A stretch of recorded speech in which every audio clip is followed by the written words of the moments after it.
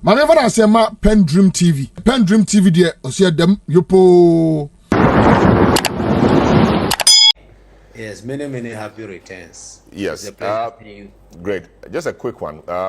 1 year of President John Dramani Maham's governance so far.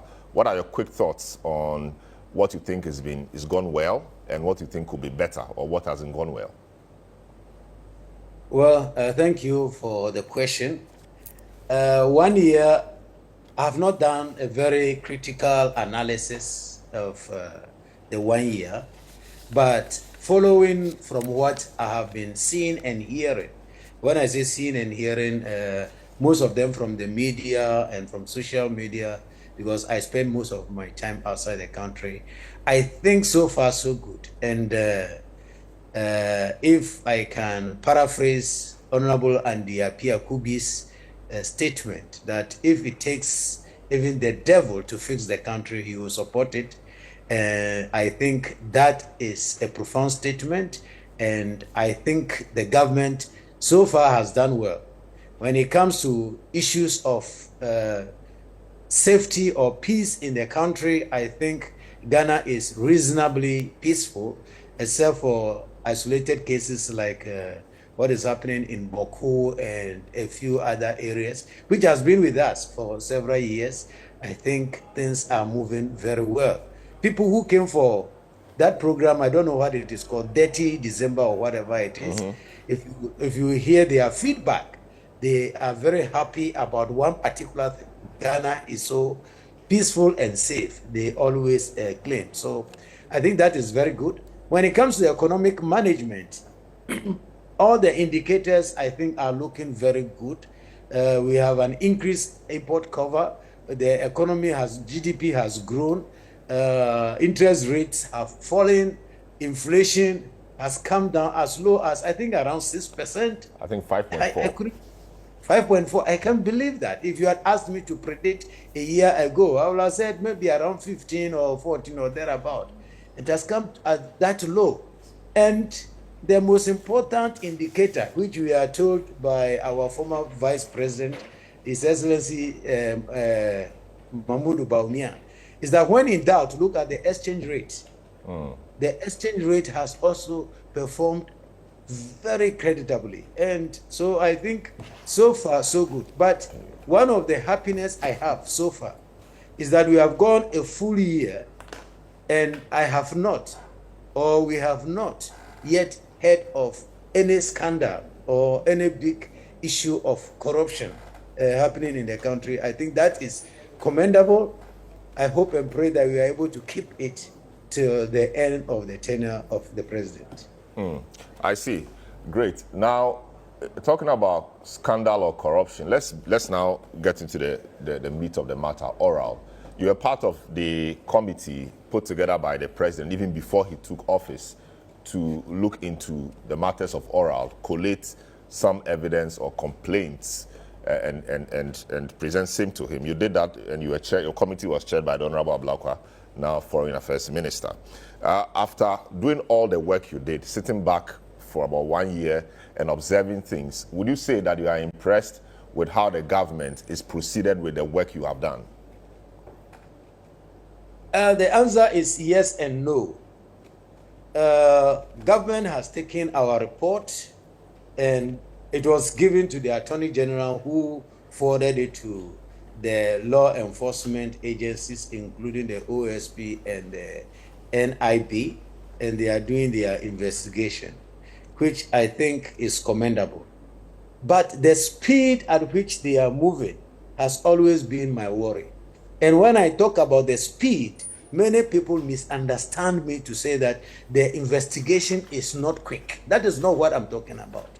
My major concern about the oral is that it is not going to be successful if we keep or maintain the same legal framework and institutional arrangements for fighting corruption and corruption-related issues. What am I talking about?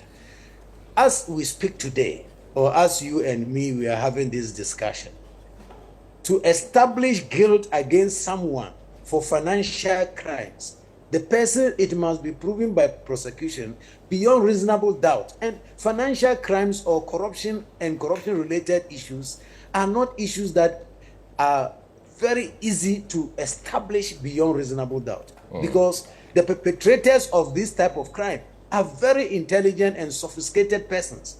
And after receiving the proceeds of crime, they are also able to manipulate evidence, even including influencing the investigators and the prosecution, and at times even the judges. So it is not going to be easy. So I think the low-hanging fruit, which are not being plugged, is what my major concerns, my concerns are about.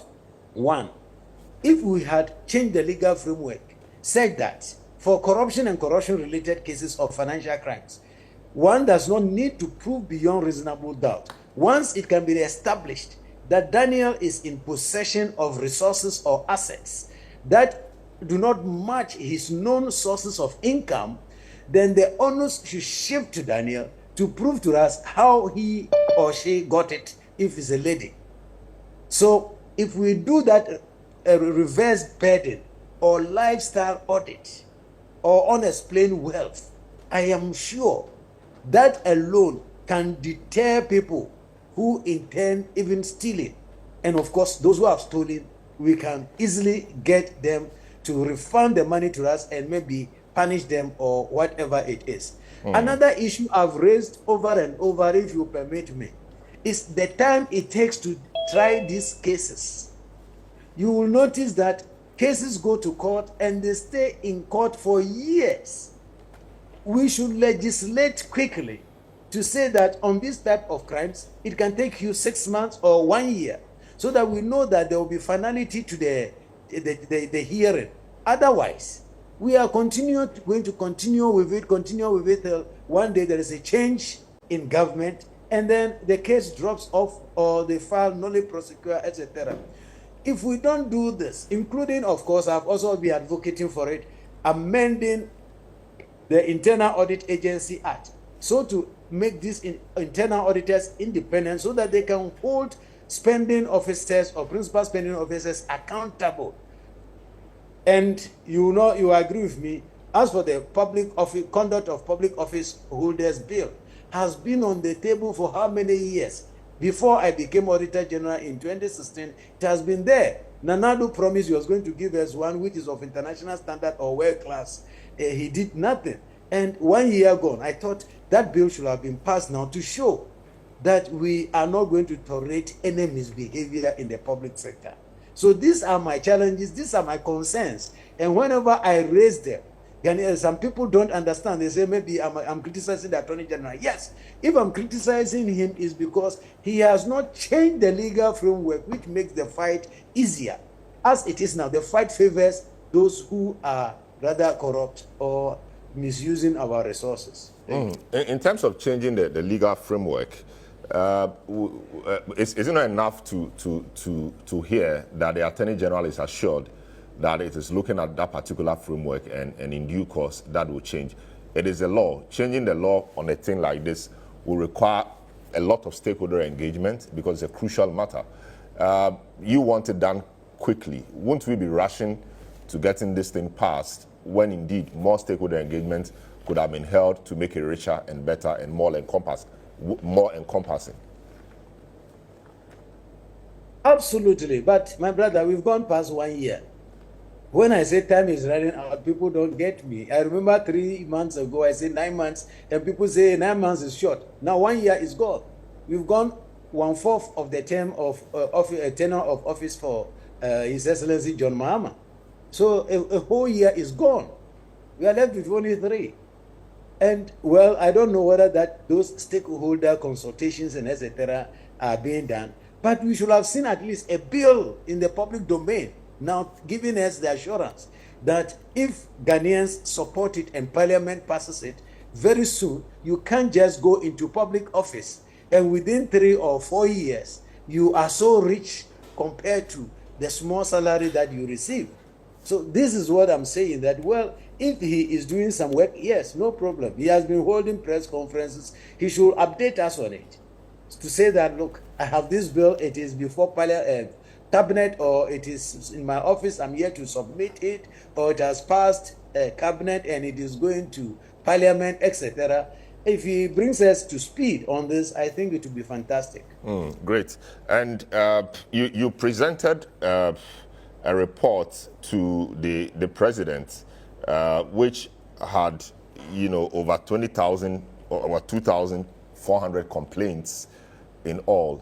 The Attorney General has begun prosecuting some cases. Do you see any of these over 2,000 complaints or cases you identified in the list of the cases the Attorney General has begun prosecuting? Did you find any of those cases in there yet? To be honest with you, I have not checked, because the cases are so plenty and I have not checked. But I am sure one or two may be inside there.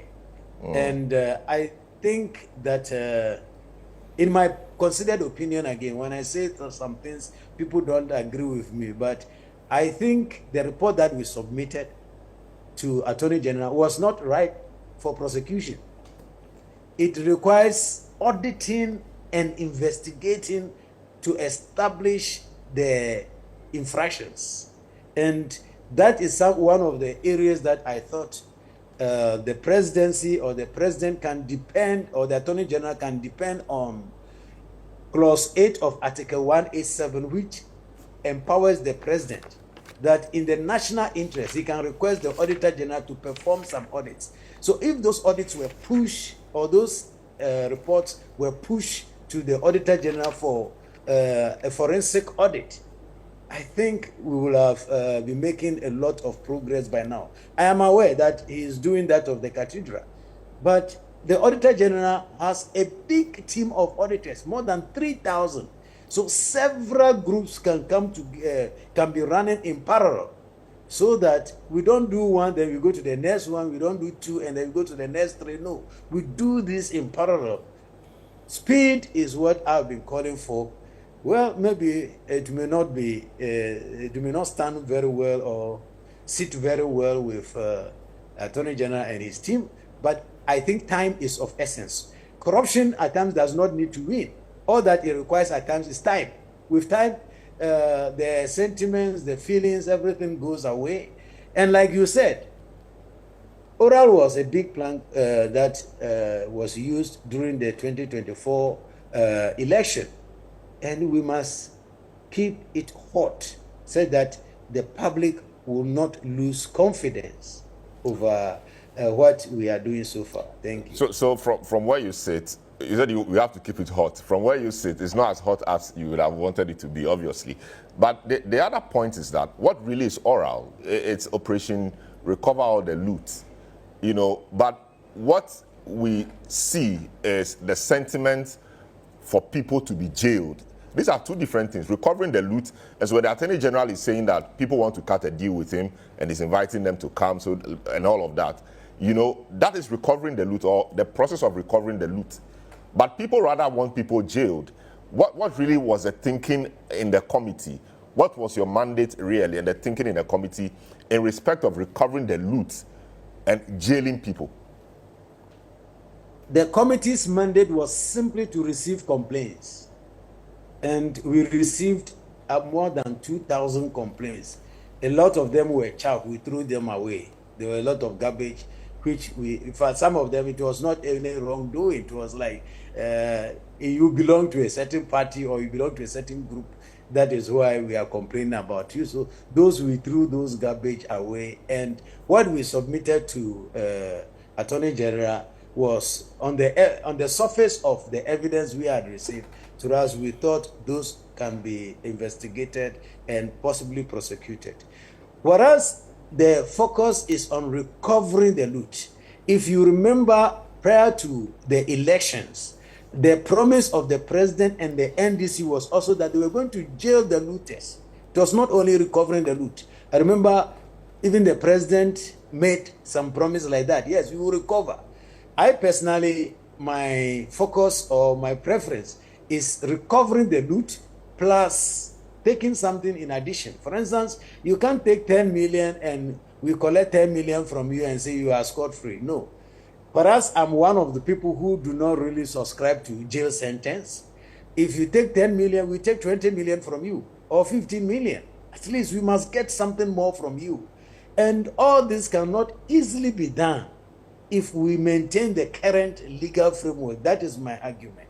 And that is where I am not seeing it as hot as it should be.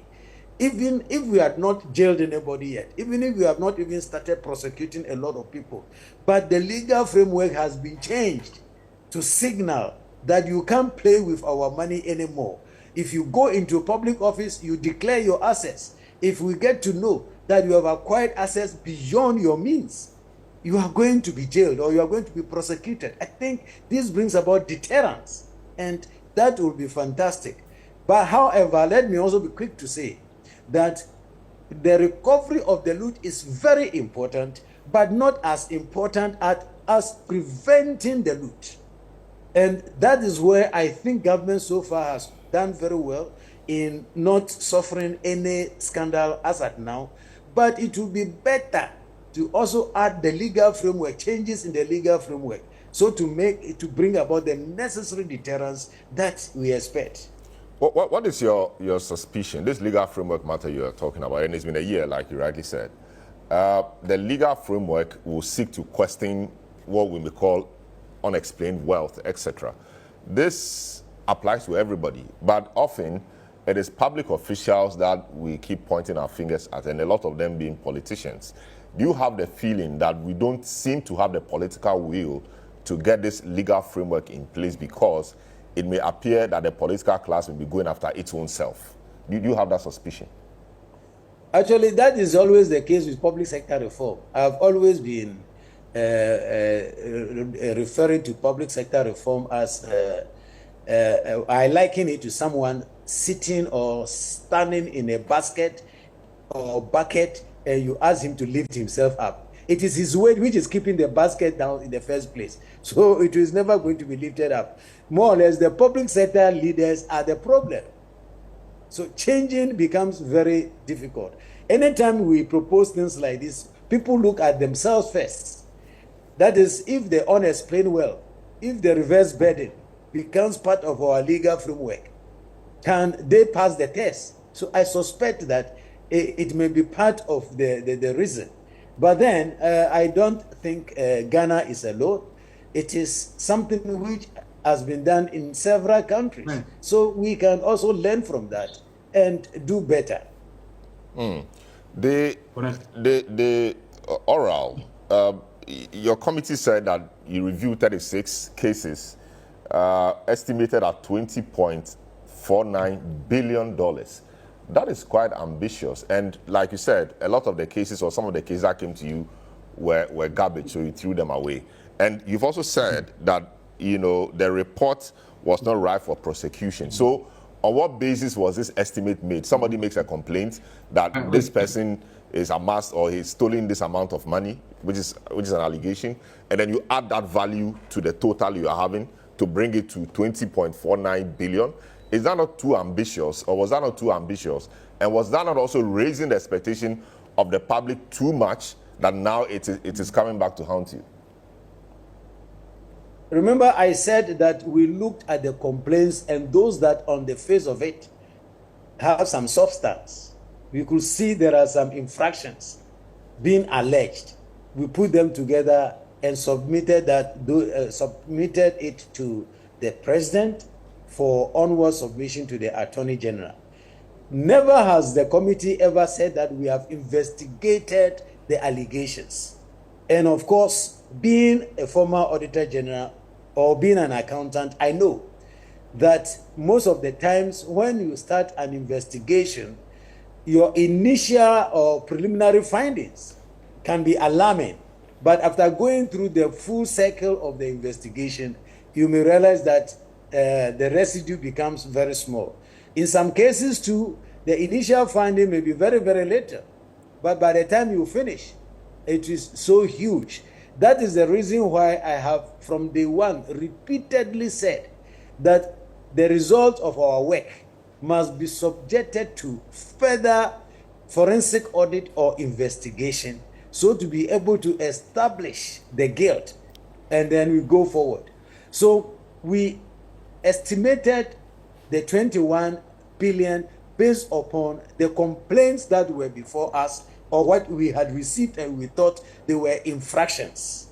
And you know that even when these infractions are all investigated, let's assume that the 21 or thereabout $1 billion are all investigated, and the investigators think there is wrongdoing, people must be prosecuted.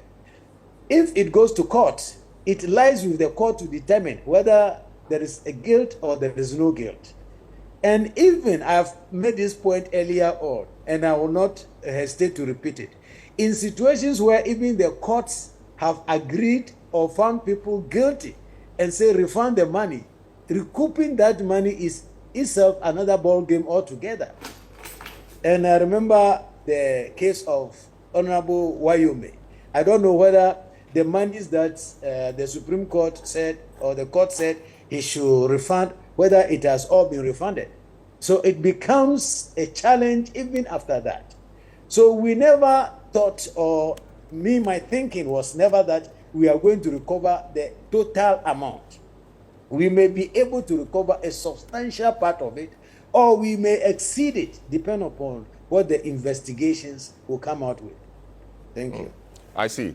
Thanks so much. So I'll take a short break. When I come back, we'll look at the other sides of the discussion. This is a big issue on 97.3 City FM. Two key things we are looking at this morning. 1 year of President John Mahama's tenure. What is your verdict? You think the government is doing well, or they're just managing the optics? We've just been speaking to former Auditor General and member of the Oral Committee, Daniel Domelevo, on his thoughts on the work they did and presented to the president in respect of the Operation Recover or the Loot Committee, the complaints they received and its estimated value, etc. He thinks that the legal framework of the country must change so that lifestyle audits can be more effective. He also thinks that the time it takes to try cases is too long, even though I doubt if anything can be done in respect of that, because these are criminal matters and you want to give the accused, you know, all the opportunities that may be available to him in law to vindicate his rights. And then a few other things he says, amending the Internal Audit Act to make that institution more effective, amongst other things. I'll take a short break. When I come back, we will now delve into the 1 year proper with my guests, and Daniel Domelevo will be on as well, but he just had to deal with the matter of the oral because it is an important aspect of this government's promise it made to the people before when it came to government. We'll be right back after this show. Well, I believe that any objective observer will realize that there's some sanity that has been injected into the system. There is some effort on the part of the administration to want to do what is right. And if you look at the economy, I think we know what we've been through, and things are getting better, but I don't sincerely believe we are at a point that we should be celebrating. I have lived in the US here for some time now. I think I first came here in August 2023, and I have been driving and buying fuel, and it doesn't seem like it is going up. Sometimes it comes down. You can see some level of stability, even though they complain so much here. But you also go to places and they are always advertising for jobs. I went to Walmart and then I saw a sign that said we are hiring and we will even pay your college tuition fees if you work with us. Terms and conditions apply. We are living in a country that many people still are struggling to get jobs. I am not an economist, but I know the little I know shows that some of the economic indicators, such as the GDP and others, can be misleading. And I have written 2 books about Ghana's politics in recent times, the 4th John and the President Ghana Never Got, and I had chapters on the economy. And in the 4th John, on page 171 and 172, I quote an economist called DISASSOCIATES, who is a British economist who worked for a number of UN agencies. And he says the following about development in general. And I just want to quote what he said. He says, the questions to ask about a country's development are therefore, what has been happening to poverty? What has been happening to unemployment? What has been happening to inequality? If all three of these have declined from higher levels, then beyond doubt, this has been a period of development. If one or two of these central problems have been growing worse, especially if all three have, then it will be strange to call the result development, even if GDP doubled. So the question we should be asking is we have no data or evidence to say that they are going up, but we also know that when the most recent one of the indicators mentioned by Dudley, when the military wanted to recruit, we saw how many young people went to Elwak, people dying, being trampled upon just because they want to get jobs. Unemployment in this country is still very high, and many of those who went there just want to make a living, not necessarily wanting to serve in the military. If we look at inequality, is it going down? So these are questions we should be asking. When it comes to the GDP and some of these economic indicators, sometimes you look at them and they are not a very fair assessment of growth or even the prosperity of the state. Let's assume maybe if you're even talking about GDP per capita, maybe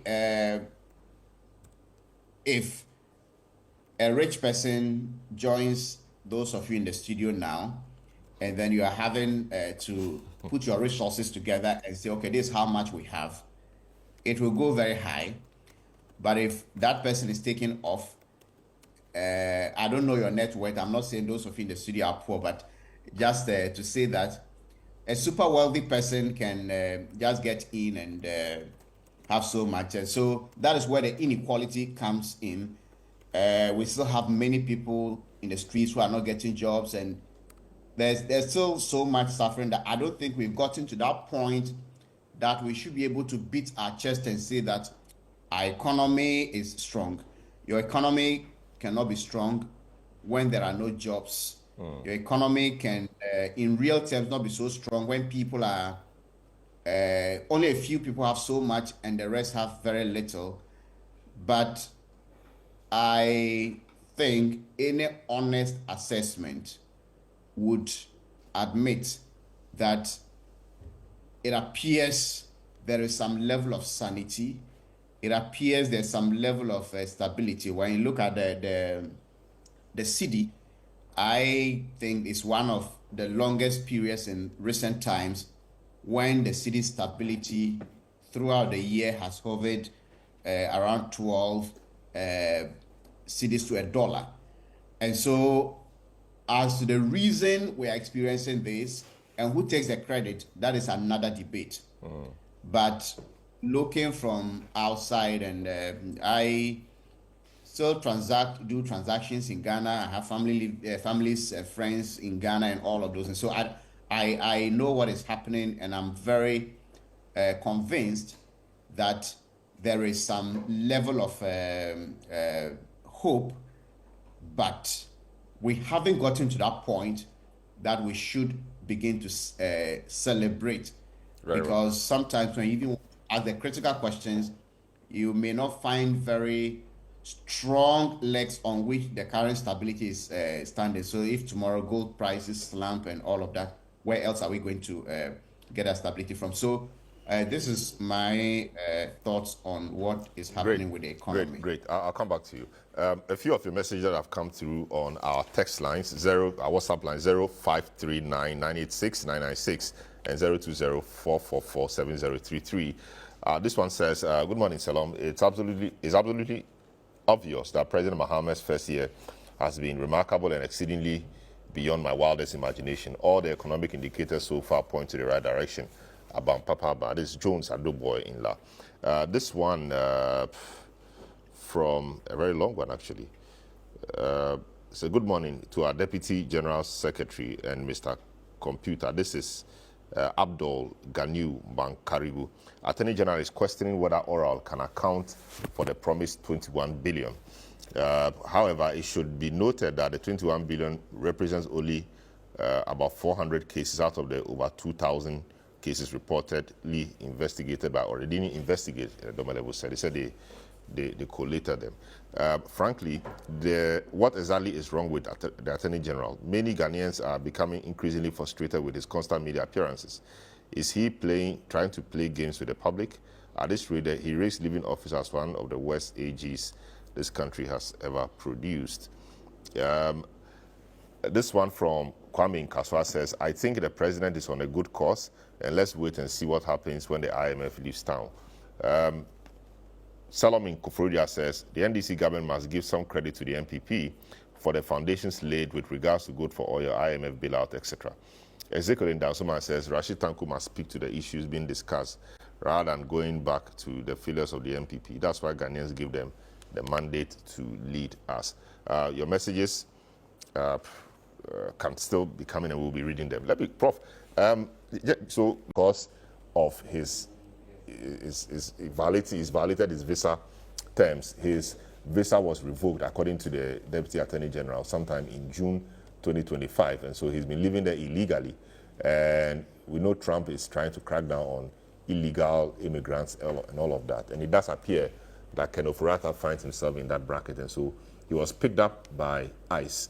What else do you know about the situation as we have, Manasseh? Well, what I know is that on Tuesday morning, Ken Ofori-Atta was moving out of a certain building in Washington, D.C., and that's where he's been living. Sources say he lives there, and they've seen his son and wife there as well. So when he got out of the building at the entrance, the agents of ICE surrounded him and swiftly marched him into a vehicle and drove him away to a detention center we now know, which is about an hour and a half from the exact location he was arrested. And he was arrested at the West Light building, which is located at 11141 24th Street in Northwest Washington, D.C. And we are told this is a very expensive residential area in Washington, D.C., located about 20 minutes walk from the White House. And some of the people who have lived in this facility include the immediate past Vice President of the United States, Kamala Harris, was living in this building. She had a 2-bedroom apartment in this building and moved out when she was elected Vice President. We know the cost of that facility. I mean, the 2-bedroom apartment in that complex, she sold it for $1.85 million at the time she was leaving. So we're told it's a very expensive facility, secure, and prominent people live there. We don't know whether Ken Ofori-Atta has bought the facility or he's renting, but sources say this is where he's been living, going in and out until the morning of January 6th, when the authorities surrounded him and drove him to his current detention center. I see. So what is the talk among the Ghanaian community in the U.S. about all this that have been happening in Ghana, and now that he's been detained? And you may also talk to us about the operations of ICE and what exactly they do. Well, I think the Ghanaians I encounter here in the US are very livid about Ken Ofori-Atta and how he managed the economy. I met a student who said, and I quote, "I hate Ken Ofori-Atta with passion." And this student had a grievance because when he completed school, national service, he invested, and this haircut and others really affected him. So whenever you mention Ken Ofori-Atta's name, he doesn't want to hear. I have traveled quite a bit since I got here. I think I've been to at least 20 of the states, and I meet Ghanaians when I travel around, and they are not happy about the stewardship of Ken Ofori-Atta, and I think many are jubilating and happy that he's been arrested and hope that he will be taken back to Ghana to face justice. When we talk about ICE, I think those who watch foreign news and sometimes social media, these officials go around to enforce the immigration policy of the US. So most of their activities, sometimes they go to public places, factories, and other places to do mass swoops and arrest. But in the case of Ken Ofori-Atta, we are hearing that it was like a targeted operation. It wasn't like a mass swoop. And as we know, this is a high-end residential complex. So it appears they went there purposely to arrest him. And once they got him into the car, they moved. I see. We also understand that his visa was revoked or expired. I don't know which is which. But what do you know about this particular one? Yes, for this piece of information, I am learning from the Attorney General, who has said that his visa was revoked as far back as July 2025, and he was given up to November 2025 to leave the United States. And of course, if a visa is revoked, then that means continuous stay beyond the grace period is a violation of the immigration laws of the United States. So it appears that is the reason they have arrested him. We are also told that on the 20th of this month, he will have his first appearance in court in relation to this arrest. What is not clear is whether he would be granted bail prior to the court appearance, or he will remain in detention up to the 20th of January, when he makes his first appearance in court to perhaps challenge his arrest and detention. I see. Great. Yes, he has made a strong point, which is trying to, or he said Attorney General has not been truthful, and that Ken Ofori-Atta's visa expired. He rather is being untruthful. How so? The fact that Ken Ofori-Atta's visa has not expired. His visa is expected to expire on the 14th of February 2026. Oh, 2026. Three visas. The US visa is expected to expire on the 14th of February 2026.